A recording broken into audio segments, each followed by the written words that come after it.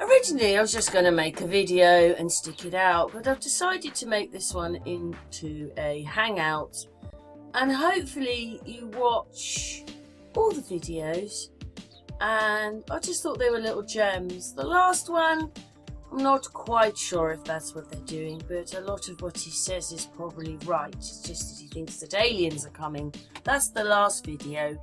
Or no, sorry, the aliens are here. But I just found some of these videos fascinating, and I'm just so glad there are people who think. I love people who can think. And thank you very much to every single one of these videos and the creators. This is not my stuff, this is other people's stuff, but they were such brilliant videos, and most of them are on TikTok. Anyway, let's have a hangout. Hello everybody, making a video today with lots of little videos that aren't mine. Most of them have come off TikTok, but once I saw them I thought, oh yes, another one, oh another one.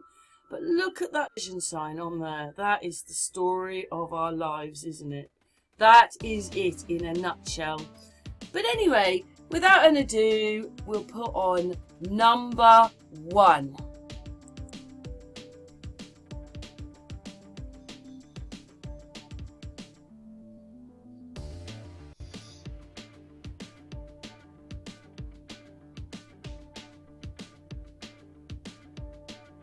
Just look at that. That's Shepu, my lovely Shepu. Crazy. This video is number 2. This is the construction of the Brooklyn Bridge in 1881. This is Grand Central Station in 1900. Here is the construction of Fenway Park in Boston in 1914. Here's Boston in the year 1900. Here's Detroit in 1888. And all of this amazing infrastructure was built before there was a federal income tax, which didn't exist the first 137 years America was a country. So how did the government raise money before 1913? Tariffs. We taxed goods that came in from other countries. So if China wanted to sell to American markets, they had to pay for American roads. But in 1913, a small group of powerful bankers sold Americans on the Federal Reserve Bank and the 16th Amendment. Now they didn't need tariffs because they could tax you. So they started selling Americans on free trade, which is extremely profitable for international banks and corporations. And they told us that the costs of goods and services will go down. They left out that the Fed's endless printing of money would destroy the value of your dollar, and that free trade would destroy American manufacturing and cost you your jobs. And this is why I write books on the corruption of the money system, the food system, how information is controlled, the trap of free, and so much more. Because if we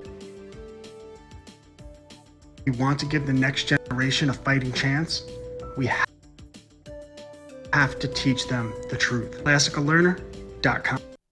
The next one is number 3, and I just so like it when people make you think.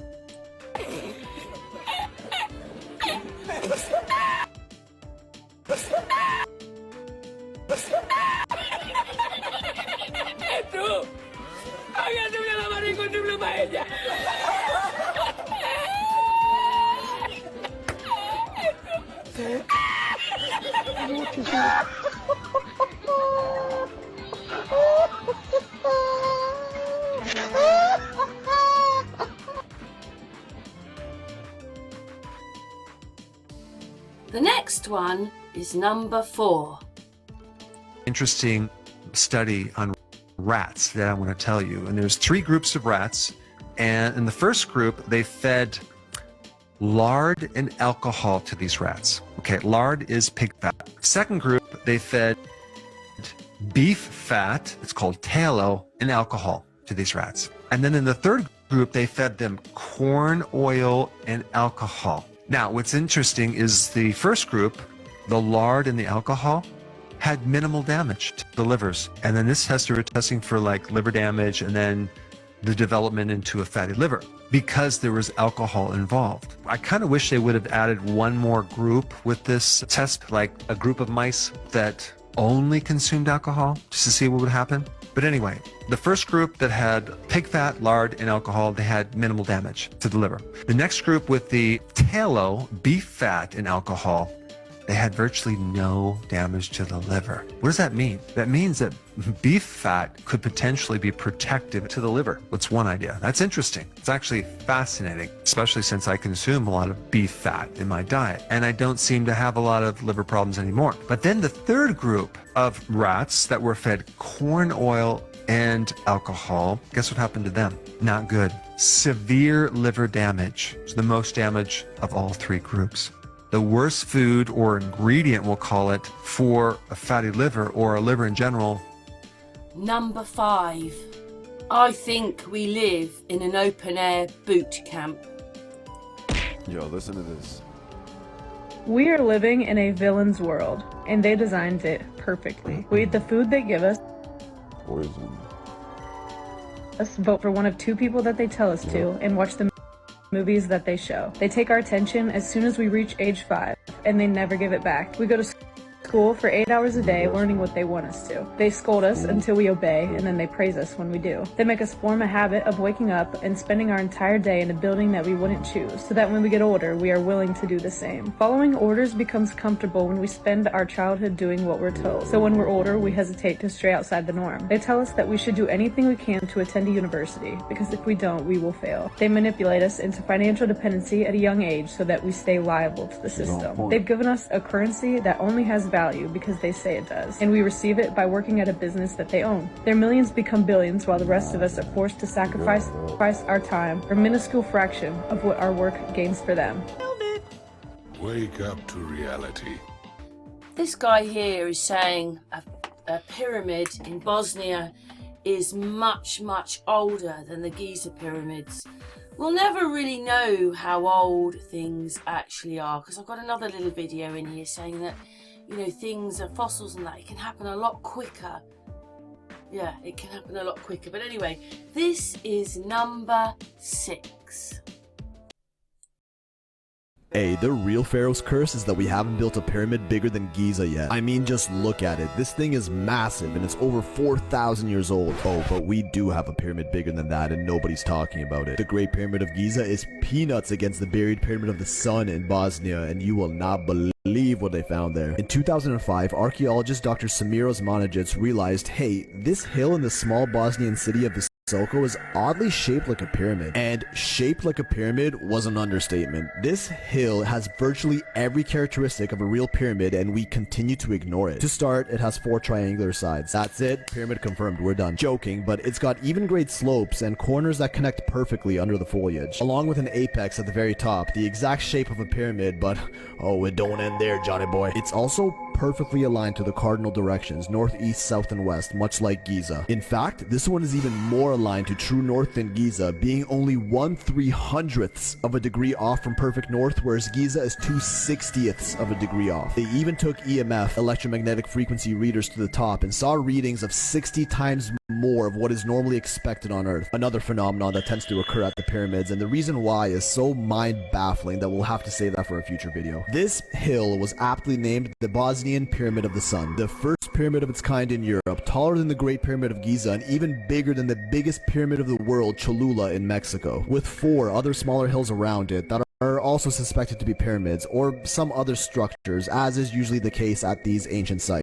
Sure, it might just look like a hill covered in trees, but have a look at what the Pyramid of the Sun in Teotihuacan, Mexico looked like before it was excavated and after. Same with Machu Picchu, and after, and Chichen Itza, and after. Any ancient site that isn't in a desert is typically covered with overgrowth, and the Bosnian pyramid is looking a lot like that before stage. And just have a look at these drone shots and tell me these formations look natural to you. So Dr. Osmanagic began the excavations, and now get this, radiocarbon analysis taken from the rocks hidden beneath the vegetation revealed that this pyramid would be over 35,000 years old, the oldest pyramid in the world by a long shot, over 30,000 years older than Giza, during a time in which traditional history claims only tribes and cavemen incapable of erecting such monuments roamed the earth, far before any civilizations began to form, or so we think. For reference, here's a timeline of all major ancient civilizations and structures built around the world. And here is where the Bosnian pyramid would stand in that timeline. Excavations also revealed huge blocks of 7 tons each, stacked with geopolymer binding, which is an ancient type of cement, and perfect placement, along with perfectly landscaped terraces and other obvious architectural design. But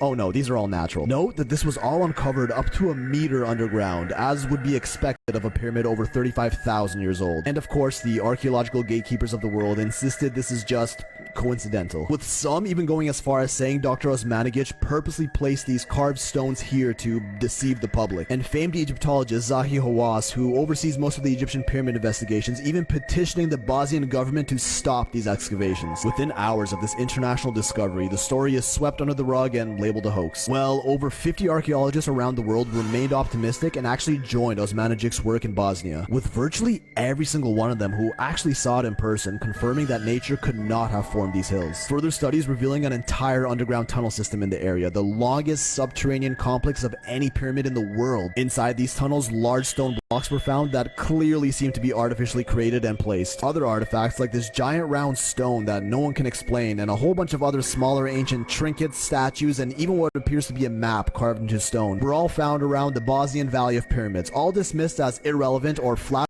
out ignored by mainstream archaeology. Even the peak of the Sun Pyramid forms a perfect triangle with the peaks of the nearby hills, dubbed the Pyramids of the Moon and the Dragon. Another crazy coincidence, right? After much pushback, the government actually did grant Osmanagic the right to continue excavations. But with no official funding, the entire project depends on donations and volunteer work. These excavations are still going on, but after tourism to Bosnia slowed down in the last couple of years, progress on these pyramids have as well. As with anything, you could probably rationalize a completely valid reason for each of these discoveries, and maybe it really is somehow just a hill. So you think we're tweaking on this one, or are we onto something? Who's ready to get digging?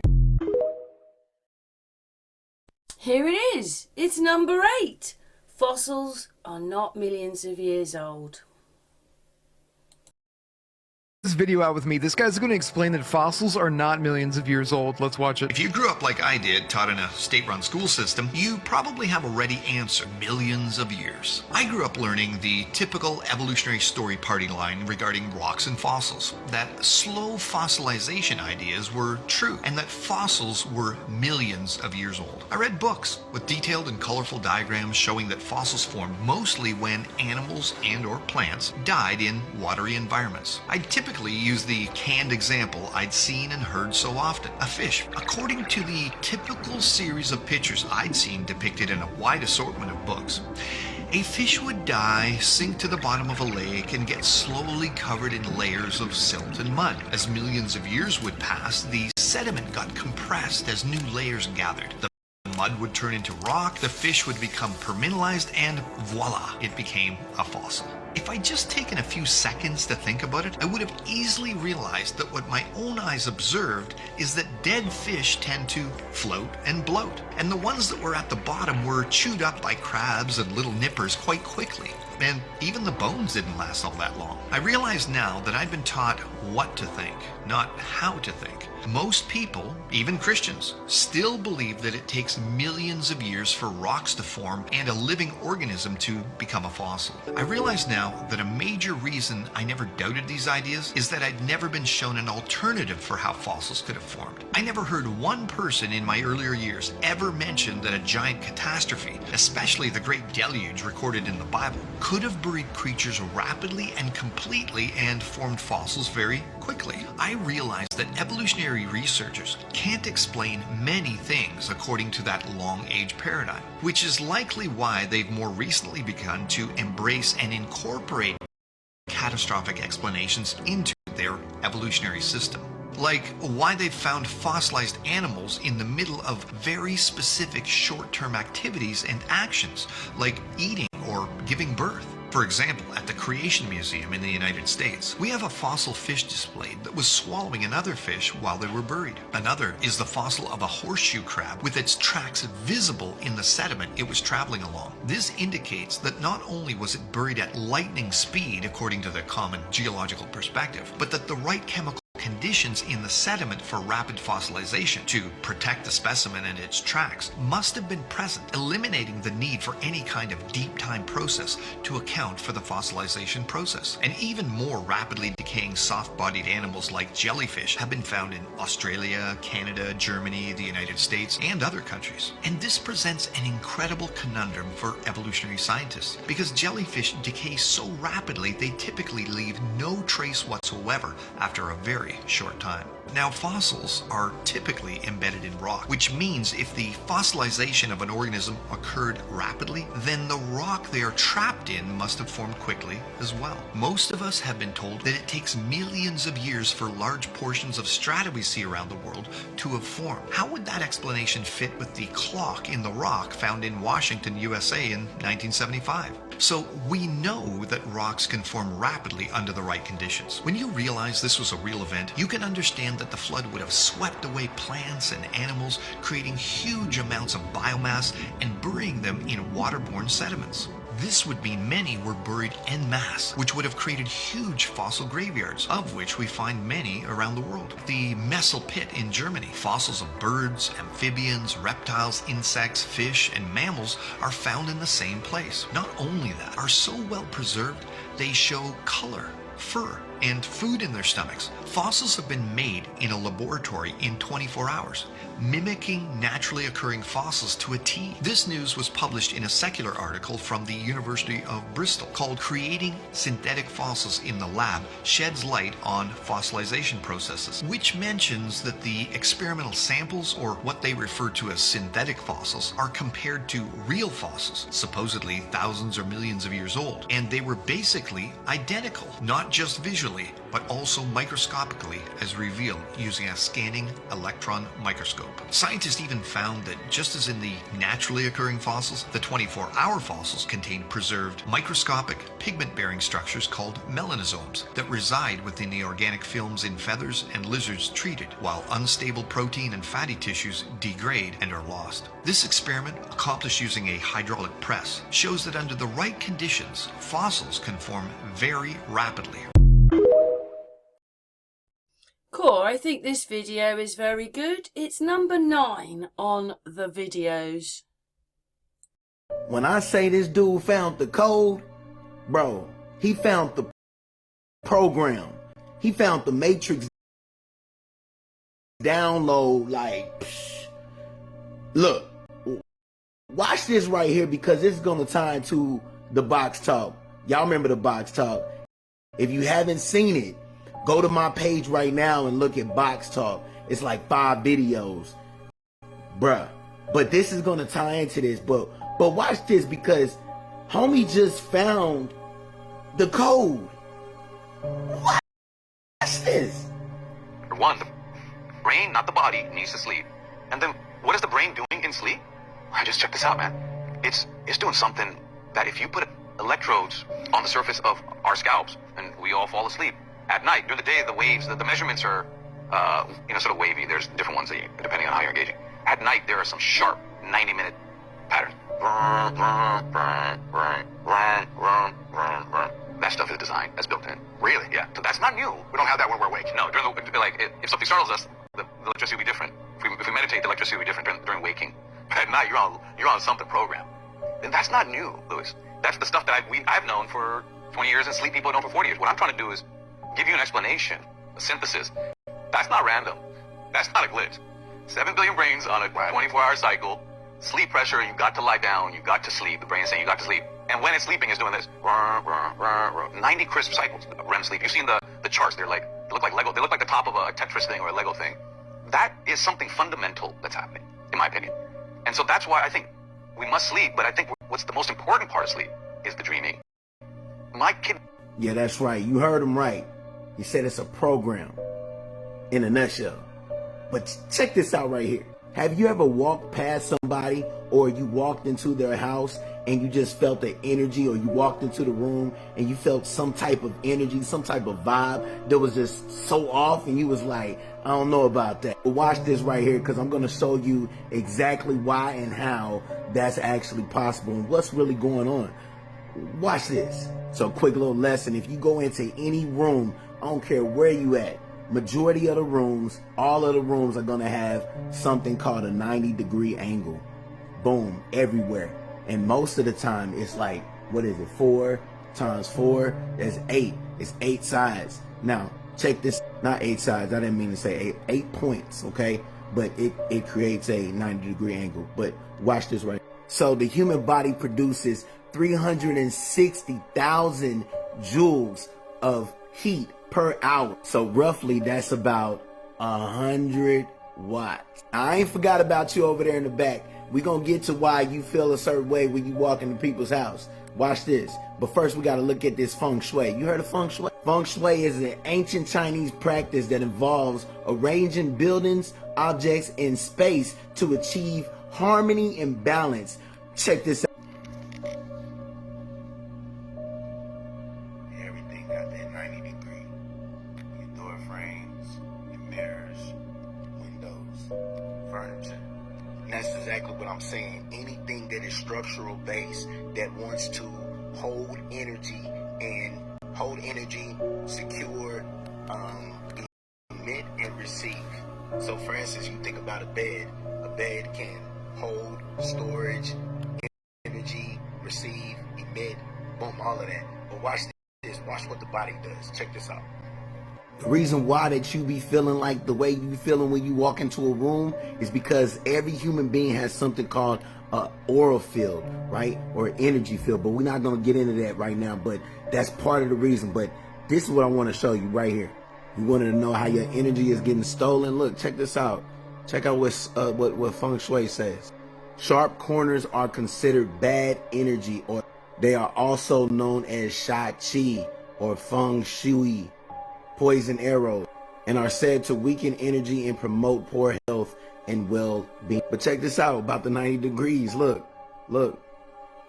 Feng shui theory suggests that qi, or life force energy, travels along walls.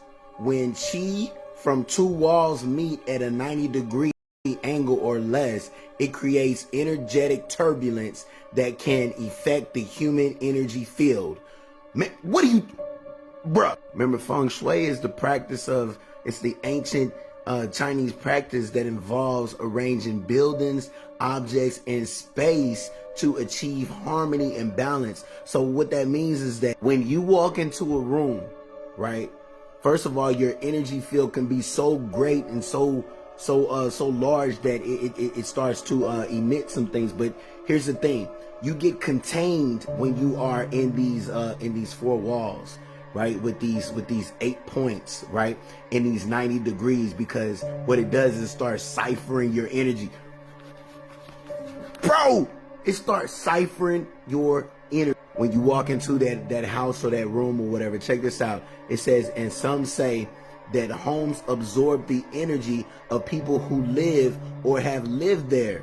Some say that negative energy can come from negative people, your environment, or your own thoughts. Signs of negative energy in your home include feeling uneasy, anxious, or uncomfortable, cluttered dust or disorganization, areas that feel neglected or chaotic, feeling emotional or tearful for no reason. All right, so check. Since I brought that up, there's some quick ways to alleviate those things right here. Is cleaning up and opening windows, adding plants, flowers, and color, rearranging your room, adding mirrors or larger windows to increase natural light. Natural light is a very big key. You want to make sure that you get some sunlight, some vitamin D up in the place to be, you know what I'm saying, to knock out those dark corners, if you know what I'm talking about. All right, so check this. So when we was talking about the energy field in the 90 degrees, right, in the room, if you're in a particular room, right, and it says right here that people that are regularly exposed to this type of turbulence may feel fatigued. So if you sleeping in these beds, right, that has the 90 degrees angles on the beds, and you in a room, and you asleep for like 8 to 12 hours and still wake up tired and fatigued. Why is that? It's because something is ciphering your energy. It's ciphering your energy. And when we understand what homie said about the dream state, okay, so look, Nothing in nature has angles. It's always like a spiral, right? But the doctor that deciphered that code, he said no, it moves like this, 90-degree angles, right? 90-degree. See, the angles have to deal with building, but the spirals deal with perfection. Our energy has been getting ciphered by these archons, man. The ones that build, the ones that decided to cipher and house your energy, that host or parasite. Psychologically, sharp edges can also trigger a human response of danger, fear, pain, and detachment. In nature, sharp corners and straight lines are rare, and organic shapes and curves are more common. And we got this right here. Go ahead and pause and read, but it's basically talking about how much the human body emits energy. Even with activity, it can even increase 7 times that. Some say that homes have energy, both good and bad, and that you can feel it when you walk through the door, because that you are emitting and you are leaving this energy in these rooms. The corners of the rooms is shooting poison arrows, metaphorically speaking, at your aura field, and you are being drained and sucked dry energetically. That's why you gotta get outside, go touch some grass, wiggle your toes in the grass, look up at the fake sky and say, ah, you think that's air you breathing? Number 10. You have no idea. Do you know what book this represents? There is a book that shows you how to escape the Matrix. A book that shows you how to escape 9-to-5s. Why haven't you heard of this book? This Matrix we live in, it's not a computer simulation. It's going to make sure that most of you don't even finish this video. That way you'll always be paying bills and you'll always be working for the system. In order to understand the book, you must first understand what the Matrix is. People use this word Matrix all the time, but they never tell you what it truly is. It's not the government. It's not the movie Matrix. It's not the red pill community. It's not a computer simulation. There are archetypes in this world. Some call them spirits. Some call them characters. It really doesn't matter what you call them. They are everywhere. Movies, histories, songs, everyday life. To every spirit there is a shadow. For every great mother there is a devouring mother. So what's a matrix? A matrix is a medium or structure in which something develops. Matrix comes from the word mater, which means womb. A good matrix or womb sustains you so that you can be independent. A bad matrix takes from you so you can depend upon it. The matrix you live in is called civilization. See, you think civilization is synonymous with advancement, but it's not. The more advanced civilization grows, the less advanced humans physically are. And you can ask any leading anthropologist, you are being domesticated by civilization. They call it self-domestication. Think about it like this. What would happen to your dog if you were to leave it in your house and never come back? It depends on you, and it will surely pass away. It's that disconnected from its wild counterpart, just like you. You see, if something was to happen to civilization today, most of you would pass away within the next couple weeks, maybe even the next couple days. Unlike your ancestors and those who still live by the way of nature, there are fragile things, robust things, and anti-fragile things. Something that is fragile breaks easy in the presence of chaos. Something that is robust barely changes in the face of chaos. And something that is anti-fragile grows stronger and better in the face of chaos. Civilization makes you fragile. But this doesn't mean you have to give up comfortable living and technology. No, technology is not bad. Technology that's bad for the earth and humanity is bad. You can live a happy, comfortable life and still escape this civilization before it does what it always does and crumbles upon you. See, civilization has taught many of you that you need it, that you have to have it, that without it you cannot be a human, but there's nothing further from the truth. Ever since the advent of agriculture and civilization, famines have come into the picture, slavery, warfare.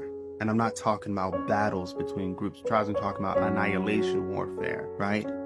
More diseases, more viruses, so on and so forth. Sexism, racism. But there is a way out of that. And it's this book called FAMS. Food, Forest, Foraging, Hunting, Anti-Fragile Modern Society. We're building these FAMs all across the world, and you can build one without me. You can build one on your own. The book, through 3 stories, teaches you exactly how to create one of these self-sustaining systems and why you should do it. The free link for the audiobook is at the top of my page. I love you all. Peace. This is number 11. We are a human salt battery. Anyway, let's watch the video. It was proved at the turn of the century that the human body is almost 80%, 90% water, and it's also got electrolytes in it, which we know to be salt, potassium, different minerals. That means we're a salt battery. No different than the car battery, different than something like that. And there's a patent actually called the Cali patent, which I'll hold up here for the camera to see. And this patent actually was developed in 1897, and not much has been done with it because at that time everyone was afraid of electricity. In this case, Dr. Clark developed a product using a 9-volt battery. And I'll just show you in the back here. There it is, 9-volt battery. And this particular unit, you just snap on your wrist with 2 wristbands. We'll have a minute. Yeah. You snap it on your wrist just to prove that I'm a circuit. I push the little green light, and the thing is on. And if I put my hands together, you can hear that I'm a circuit, and I'm a closed circuit at this point. Now, with Why do we get a sound when you put your hands together? Because I've closed the circuit. Now, when I take my hands apart, obviously the electricity is now being able to flow through the body. The electricity can't go through the digestive tract, so in the digestive tract, to kill the microorganisms, the specific parasites, she's found the effectiveness of the black walnut, what the native Indians used for cleansing many years ago. The black walnut, in its green hull form, kills many of the microorganisms, and in conjunction with another product called wormwood and cloves, typical cloves that you would get at the store, these 3 in combination have the ability to go in and kill all the pathogens. Now, what's most interesting is the Mexican people have the lowest incidence of cancer anywhere on the planet, and the reason is they kill the ascaris with this particular product here, we all know to be the jalapeno pepper. And those seeds of the jalapeno pepper, only 10 or 15 seeds twice a day have the ability to kill the ascaris, which she found to be a major cause of why the body loses oxygen at the tumor sites. And to kill that, you use the jalapeno seeds, and then you back that up with a little ozonated olive oil. How are you so certain that each time you have... We use scanning techniques and we do blood tests. You can tell if a tumor has shrunk or not, but I realized this kind of criticism would come along, and that's why I saved 50 sets of x-rays before and after and all the blood tests, and that's what I published in the last book. Number 12. So if you don't know, you're about to find out. The Jordan River dried up. Yep. So if you don't know, you're about to find out. The Jordan River dried up. Yep. Gone. Non-existent. But what's crazy is, this is crazy. This is like one of them AI pictures too. Fact. Look at this guy in this shit. He looked like, look what I just found. I wouldn't be looking like that at all. That looked like a big ass skull. He announced, "One stronger than I am is coming after me. I am not even worthy to bend over and loosen the strap of his sandals. I baptize you with the water, but he will baptize you with the Holy Spirit." Jesus is baptized and attempted. About that time, Jesus came from Nazareth to Galilee, and John baptized him in the Jordan River. That's why the Jordan River is symbolic. But let me just say, all this shit is crazy. I ain't never seen no shit like this, and I'm guaranteeing you there's gonna be more shit to be found. I promise you that, and I won't be the one that's gonna find it. I like what this person says in the video about moving trees. Anyway, it's number 13. Been seeing these videos of trees moving. Now this looks really weird. It was caught on drone footage, as you can see. It seems like the trees are moving, or at least one of them trees is moving wildly, or communicating with the other trees. Now, they do say that trees do move like 2 to 3 centimeters every couple of years, but this is wild. You can actually see the tree moving as if it's ice skating. You'll see it moving all the way to the left like it just did, all the way to the left. Now this is weird. Here you go, more videos on trees moving. Like, look at this. This is so crazy looking. The way that they're moving. They say in Central and North America that this does happen often. That trees usually ground their roots real deep into the location that they really want to move to, because they might be in the shaded area or they're trying to move towards the sun. This right here was caught by a YouTuber in the West Woods of England, and it seemed to be showing the ground breathing of some sort, or the roots under there trying to relocate themselves as if the trees are about to move. Almost kind of looks scary, like an earthquake. Never have I ever seen anything like this. All this tree moving starting to scare me. Some people say that they could be haunted by souls or spirits. But as you can see, this tree right here was caught on cell phone footage of somebody at a gas station. And this tree seemed to be in distress. It's moving real dramatically. Almost as if somebody's shaking it and moving it mechanically, but it's moving so far, almost like it's walking. I don't know, that really looks so scary. Look how far it went. That's wild. This is somebody that was out camping or hiking with his friends, and out of nowhere he sees this humongous tree moving.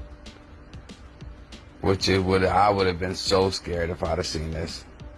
Like, how can it be moving, or who is moving this? This is so wild. That just tells you we have not noticed or know everything that's in nature already. We're so busy looking at Mars and everything else, we haven't discovered Earth all the way. 95% of the water we haven't even discovered. 95% of the ocean on Earth. But we so busy worrying about other planets. I don't know. Let me know what y'all think. Number 14. Military liaison between the Pentagon and NASA. I'm here as a anonymous whistleblower to tell everyone that what happened on April the 8th was not an eclipse. What happened on April the 8th was called Project Pegasus. It's been in the planning for years. What occurred, not an eclipse, since the moon was beside the sun during it and not crossing it, and also it's for both in Pisces. The whole thing is ridiculous, and that's how much credit the government gives all of you, because they'll do something that blatantly wrong, I mean inaccurate, just impossible, and yet they know that Americans they'll be called conspiracy theorists if they even bring it up. So they do it, and they don't even care. Okay, so what did they do if there wasn't an eclipse? The biggest thing you have to realize is the coincidence, which was no coincidence, of CERN being turned on that day. It is near impossible to explain or understand for most of us, but monumental nonetheless. CERN was turned back on that day, and immediately after it was turned on, this is what appeared in the sky above CERN in Switzerland on the 8th. A literal portal was created above CERN, and this was actually predicted, which is one reason why it was filmed by many people who were in the know. But ever since they discovered the Higgs boson in 2012, the God particle, that's when all of this contact began to occur. Using a particle accelerator, believe they have found the subatomic particle known as the Higgs boson, otherwise known as the God particle. Here you have it. Because this whole thing of Project Pegasus was about CERN. Through its experiments with the God particle and particle acceleration in general, they achieved quantum entanglement. Quantum entanglement is a phenomenon when, by working at the quantum level and getting to the true incredible energy of particles, once they combine or collide, there was something that occurred where the quantum entanglement manifested in a being emerging from another dimension, another alien being that emerged. Through that, this was a couple years ago, through that introduction, through that communication, 3 governments got involved in a negotiation that occurred in a very bizarre way, because it didn't actually happen in person. I'm not going to waste time explaining how the negotiations happened, but between Russia, China, and America, they dealt with this species, and this species offered a deal. And the deal was that we would be given something if they were allowed to come here to Earth and basically set up a secret base. What did we get, and what's their secret base about? Okay, I'll just quickly tell you. What we got was AI. Think about it. Didn't AI emerge out of nowhere 2023? And didn't it emerge not just out of nowhere, in an incredibly mature, sophisticated level of complexity that kind of makes sense for a new technology?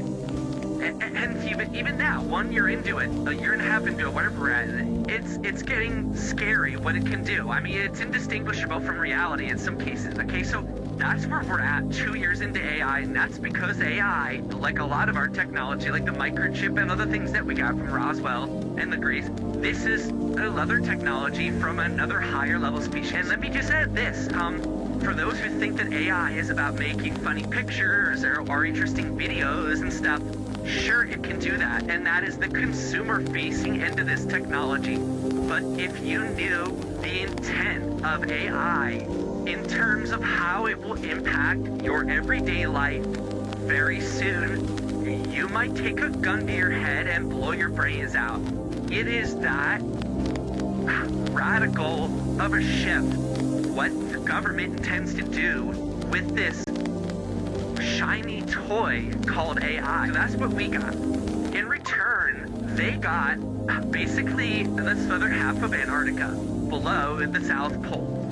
And that is what, well, let me, first things first, what the hell happened if not an actual eclipse? Well, a couple things. Number one, they required, in order to do this, and when I say do this, the event to happen on the 8th was the alien species coming through to our dimension. In order to come through, they required a few things. Number one, they required loosh. What is loosh? Loosh is the energy expended and exhibited by human beings when they are collectively excited and focused on something, like at a rock concert or during church or something like that.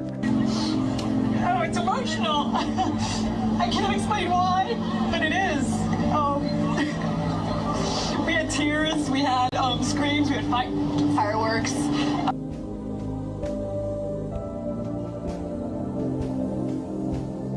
So by having so much of the planet looking up at a certain time of day and everybody giving their attention and their emotions to it, which, by the way, if you watch some videos, you had newscasters crying. It just took my breath away, the whole thing. That was a bit odd that they were crying, and the reason they were crying was because it was an incredibly emotional thing, because the aliens made it so. The aliens made it so because the energy created or received from the loosh, and again, I've defined what loosh is.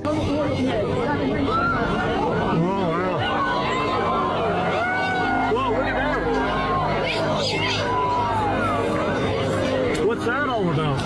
That loosh energy, coupled with the energy of the sun, allowed them at the time of the quote-unquote eclipse, and for their mothership, which is what that circle was, it wasn't the moon. Their mothership came out of nowhere, entered into the area of the sun, stopped. Did you notice how it stopped for an inordinate amount of time in the center, when it should have been continuing at the very slow crawl rate that the moon typically does? Well, it didn't. It stayed there for a bit of time. And that's insane, okay? That's another blatant giveaway. And again, the government thinks that no one's going to notice, or if they notice, they'll be branded a conspiracy theorist, and they don't care. So they just allowed it to happen. This ship basically connected with the sun at that moment and got an incredible amount of physical energy required for them to enter through the dimension. Coming in from another dimension takes an incredible amount of energy. The sun and our Lush did that. At that point, the ship went around the back of the sun. Did you notice that we didn't see anything depart? It just sort of disappeared into the sun. Well, it kind of did. It went around to the back, and it all actually docked there where it is at this moment that I speak. What happened next? Well, from that energy, from that Lush, from that focus, from that also that actual hydrogen-based nuclear energy it got from the sun, it was able to send a massive amount of ships and individuals of their race to the Earth into an area just north of the Antarctic base that they're going to take over. The waves, if you look at the waves stuff, the things that happen on the wave map during that time, okay? April 9th, 2024, the day after the solar eclipse, something terrifying lurked off the coast of Antarctica. Radar systems detected a monstrous wave anomaly, an area larger than Texas with 80-foot waves. The anomaly moved up towards South Africa. At the same time, Cape Town witnessed a horrifying sight. The ocean receded dramatically, as if dragged away by some unseen force. Beaches were left exposed, waves vanished. What really happened? A glitch in the system? A creature? Or something yet to be seen? And they had the audacity to tell the public it was a glitch. It wasn't a glitch because there is tons of video and evidence of people in South Africa running from, mini tsunami level waves that were created by these ships becoming USOs, going underwater. And from doing that and establishing themselves there, they were able to then make their move to the southern part of Antarctica. They also took animals. We're going to talk to Jason about some of the changes that we heard. Birds making more noises. And it's fun to see all the animals act up. Anything you noticed with the animals as we were sitting back there just a minute ago? They get very active now. The fish were jumping out of the water. Well, quite a few people have watched that video, but I don't quite know what to make of that one myself. I don't know, but we think they're pretty satanic, so really, are there other spaceships here, or is it just them playing around with HAARP and CERN and all the things they've got to do to us? But anyway, I hope you enjoyed the videos today. Some of them I found very interesting indeedy. Anyway, thanks for watching.